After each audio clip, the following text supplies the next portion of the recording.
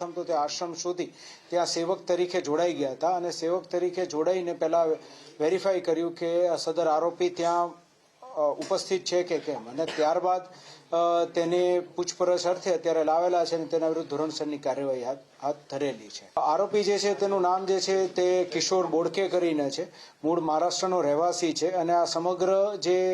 હત્યાનો બનાવ બન્યો હતો તેની અંદર જે લોકો જે તે સમયે આશારામ બાપુ વિરુદ્ધ કંઈ પણ બોલતા તે લોકોનું એક લિસ્ટ તૈયાર કરી અને તે લોકોનો હત્યાનો જે પ્લાન ઘડવામાં આવતો તેમાંનો આ એક મુખ્ય આરોપી. ટોટલ આમ તો આખા ઇન્ડિયાની અંદર 400થી વધારે જે અલગ અલગ આશ્રમો જે આશારામ બાપુના નામને અથવા એમના ટ્રસ્ટના નામે જે બોલે છે તેમાં અલગ અલગ જગ્યાએ ફરતો રહેતો, જેમાં મુખ્યત્વે આપણા જે